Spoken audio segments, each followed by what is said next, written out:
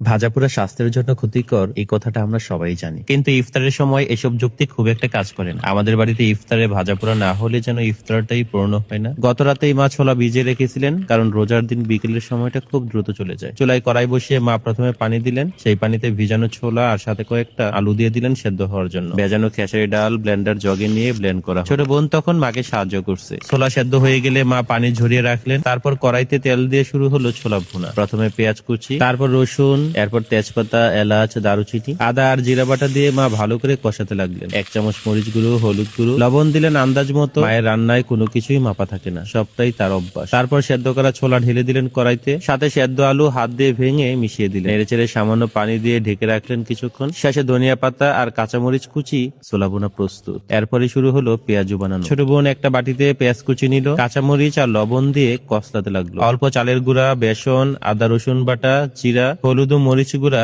সামান্য গরম মশলা, ধনেপাতা কুচি, গোলমরিচ গুঁড়া সব মাখামাখি করে শেষে ব্লেন্ড করা ডাল ঢেলে দিল। চুলায় কড়াই বসিয়ে তেল গরম হলো। হাত দিয়ে ছোট ছোট করে মিশ্রণ তুলে তেলে ছাড়তেই সেই চানা শব্দ টুপ করে পড়ে ফুলে উঠলো সোনালী পেঁয়াজু। ডাল দিয়ে বানানো হলেও পেঁয়াজ বেশি থাকায় আমরা একেই বলি পেঁয়াজু। ইফতারে এটা না থাকলে আমাদের বাড়িতে যেন কেউ মানতেই চায় না। মায়ের নিয়ম, পেঁয়াজু লাগবেই। অন্যদিকে সেদ্ধ আলু ম্যাশ করা হলো আলুর চপের জন্য। আলুর চপে পেঁয়াজ বেরেস্তা না দিলে কি আর দোকানের মতো স্বাদ আসে? পেঁয়াজ বেরেস্তার মিষ্টি ঘ্রাণে আলুর স্বাদটাই কিন্তু বদলে যায়। আলুর সাথে চিলি ফ্লেক্স, চাট মশলা, ধনেপাতা কুচি, কাঁচামরিচ, লবণ, সরিষার তেল আর পেঁয়াজ বেরেস্তা মিশিয়ে ভালো করে মাখা হলো।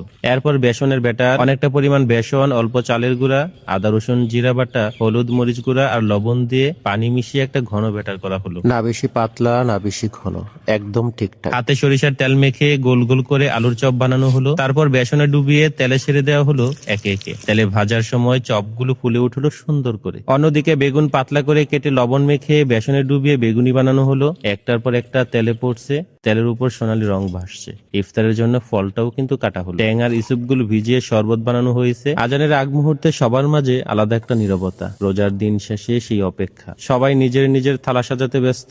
আমিও একে একে ছোলা ভুনা, পেঁয়াজু, আলুর চপ, বেগুনি, ফল সব সাজিয়ে নিলাম একটা প্লেটে। 1 গ্লাস মুড়িও নিয়েছিলাম। আজান হলো, প্রথমে খেজুর, তারপর ফল। আমি কিন্তু একা একা ইফতার করছি না। ক্যামেরার পিছনে তখন মা, ছোট বোন, ভাই সবাই একসাথে বসে ইফতার করছে। সবাই মিলে ইফতার করার আনন্দটা আসলে খাবারের চেয়েও বড়। এই মুহূর্তগুলি হয়তো একদিন স্মৃতি হয়ে থাকবে। আপনাদের বাড়িতেও কি ইফতারে এমন আয়োজন হয়? কমেন্টে জানাবেন। ভালো লাগলে অবশ্যই ভিডিওটা শেয়ার করে দিবেন। আর যারা এখনো ফলো করেননি, প্লিজ ফলো করে দিবেন কেবিস কুকিং ব্লগ। সবাই ভালো থাকবেন, সুস্থ থাকবেন। সবাইকে রমজানের শুভেচ্ছা। আল্লাহ হাফেজ।